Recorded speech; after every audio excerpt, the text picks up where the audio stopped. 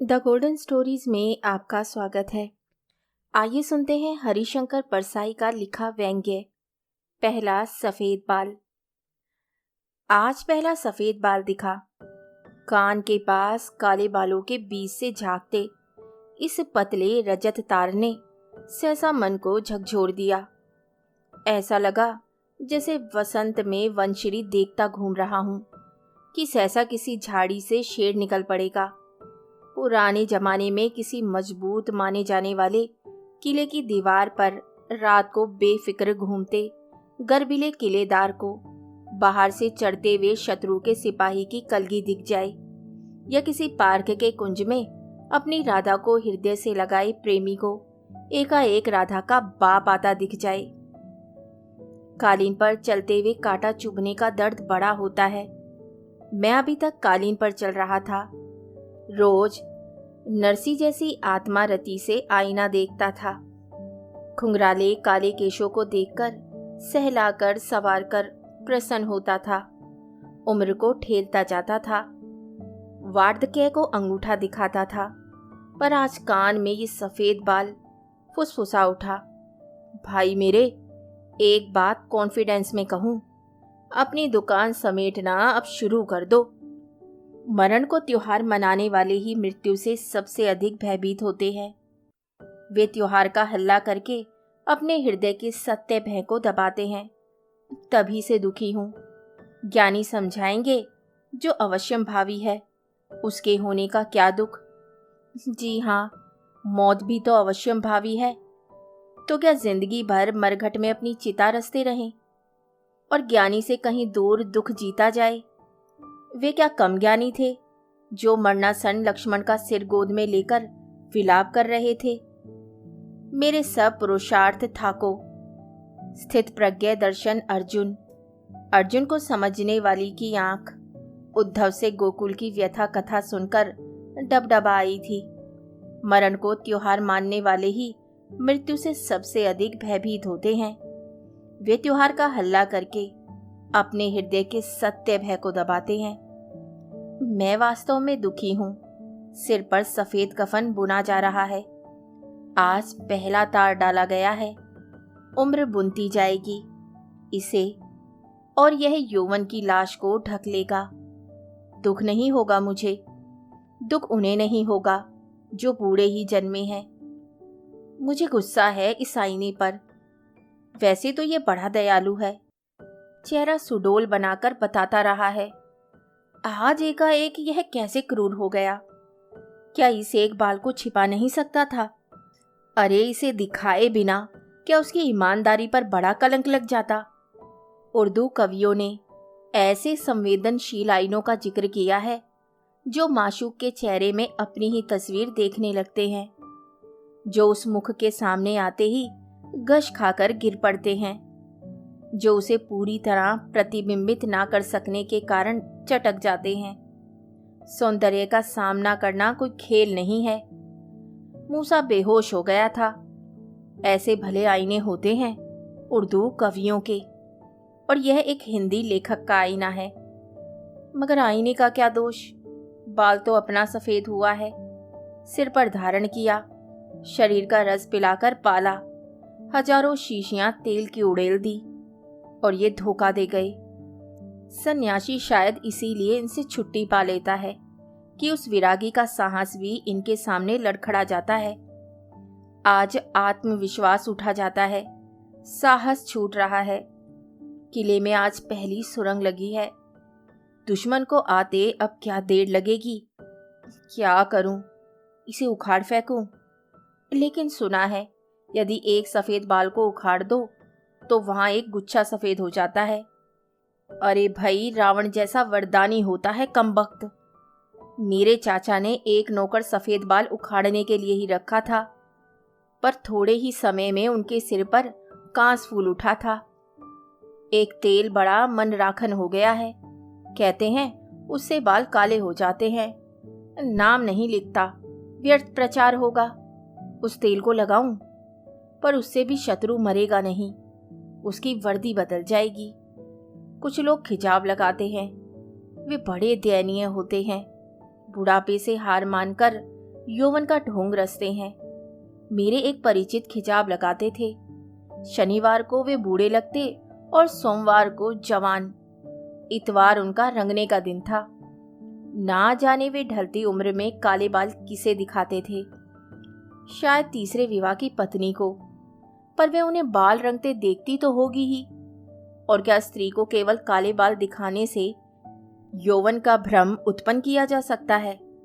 नहीं, यह सब नहीं होगा। शत्रु को सिर पर बिठाए रखना पड़ेगा। जानता हूं, धीरे धीरे सब वफादार बालों को अपनी ओर मिला लेगा।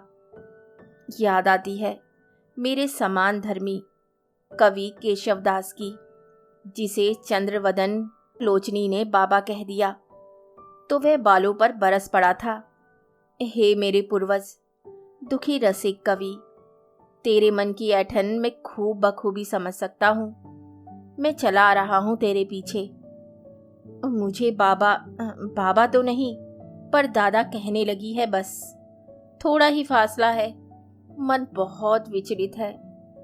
आत्मरति के अतिरेक का फल नरसिसस ने भोगा था। मुझे भी भोगना पड़ेगा। मुझे एक अन्य कारण से डर है। मन बहुत विचलित है।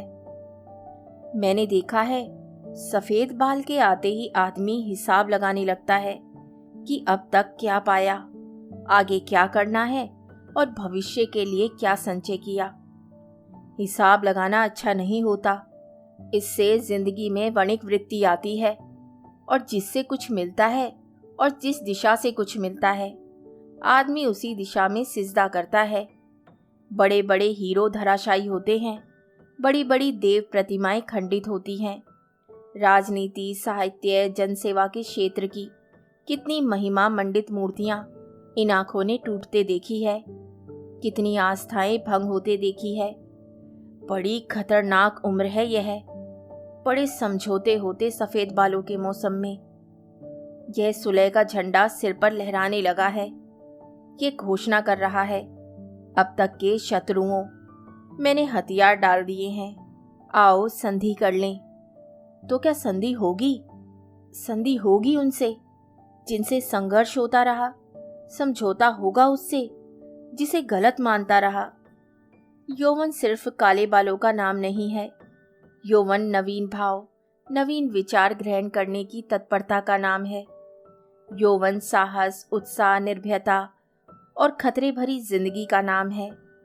यौवन लीक से बच निकलने की इच्छा का नाम है। और सबसे ऊपर बेहिचक बेवकूफ़ी करने का नाम यौवन है। पर आज एकदम ये निर्णायक प्रश्न मेरे सामने क्यों खड़े हो गए? बाली की जड़ बहुत गहरी नहीं होती। हृदय से तो उगता नहीं है ये सतही है, बेमानी। यौवन सिर्फ काले बालों का नाम नहीं है। यौवन नवीन भाव, नवीन विचार ग्रहण करने की तत्परता का नाम है। यौवन साहस, उत्साह, निर्भयता और खतरे भरी जिंदगी का नाम है। यौवन लीक से बच निकलने की इच्छा का नाम है। और सबसे ऊपर बेहिचक बेवकूफ़ी करने का नाम है यौवन। मैं बराबर बेवकूफ़ी करता जाता हूँ। ये सफ़ेद झंडा प्रवंचना है। हिसाब करने की कोई जल्दी नहीं है। सफ़ेद बालों से क्या होता है? यह सब मैं किसी दूसरे से नहीं कह रहा हूँ, अपने आप को ही समझा रहा हूँ। द्विमुखी संघर्ष है। दूसरों को भ्रमित करना और मन को समझाना। दूसरों से भय नहीं। सफ़ेद बालों से किसी और का क्या बिगड़ेगा? पर मन तो अपना है।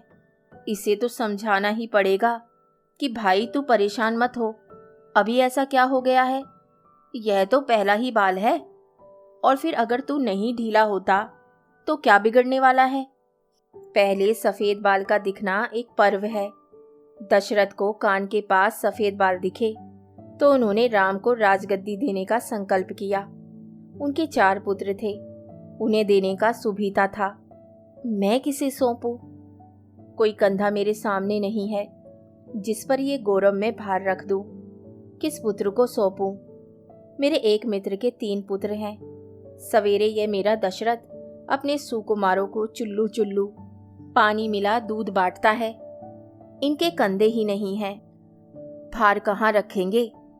बड़े आदमियों के दो तरह के पुत्र होते हैं, वे जो वास्तव में हैं पर कहलाते नहीं हैं, और वे जो कहलाते हैं पर हैं ही नहीं। वे जो कहलाते हैं वे धन संपत्ति के मालिक बनते हैं, और जो वास्तव में हैं वे कहीं पंखा खींचते हैं या बर्तन मांजते हैं। होने से कहलाना ज्यादा लाभदायक है। अपना कोई पुत्र नहीं होता तो मुश्किल में पड़ जाते, क्या देते। राज पाट के दिन गए, धन दौलत के दिन है, पर पास ऐसा कुछ नहीं है जो उठाकर दे दिया जाए। न उत्तराधिकारी है न उसका प्राप्य। यह पर्व क्या बिना दिए चला जाएगा? पुत्र तो पीढ़ियों के होते हैं, केवल जन्मदाता किसी का पिता नहीं होता। विराट भविष्य को एक पुत्र ले भी कैसे सकता है? इससे क्या कि कौन किसका पुत्र होगा, कौन किसका पिता कहलाएगा। मेरी पीढ़ी के समस्त पुत्रों, मैं तुम्हें वह भविष्य ही देता हूँ, पर हम क्या दें? महायुद्ध की छाया में बड़े हम लोग, हम गरीबी और अभाव में पले लोग, केवल जीविका खाकर जिए हम लोग। हमारी पीढ़ी के बाल तो जन्म से ही सफेद हैं। हमारे पास क्या है? हाँ, भविष्य है, लेकिन वह भी हमारा नहीं, आने वालों का है। तो इतना रंक नहीं हूँ।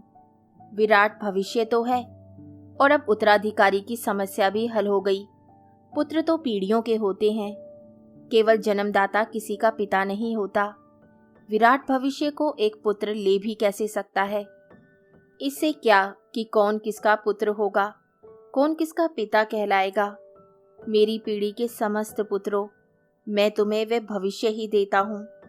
यद्यपि वह अभी मूर्त नहीं हुआ है, लेकिन हम जुटे हैं उसे मूर्त करने। हम नींव में धंस रहे हैं कि तुम्हारे लिए एक भव्य भविष्य रचा जा सके। वह एक वर्तमान बनकर ही आएगा। हमारा तो कोई वर्तमान भी नहीं था। मैं तुम्हें भविष्य देता हूँ, और इसे देने का अर्थ यह है कि हम अपने आप को दे रहे हैं, क्योंकि इसके निर्माण में अपने आप को मिटा रहे हैं। लो सफेद बाल दिखने के इस पर्व पर ये तुम्हारा प्राप्य संभालो। होने दो हमारे बाल सफेद।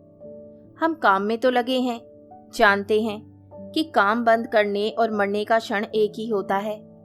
हमें तुमसे कुछ नहीं चाहिए। ययाति जैसे स्वार्थी हम नहीं हैं, जो पुत्र की जवानी लेकर युवा हो गया था। बाल के साथ उसने मुंह भी काला कर लिया। हमें तुमसे कुछ नहीं चाहिए। हम नींव में धंस रहे हैं। लो हम तुम्हें कलश देते हैं। कहानी सुनने के लिए धन्यवाद। तो इसी के साथ मैं आपसे विदा लेती हूँ, और कल फिर मिलती हूँ एक नई कहानी के साथ।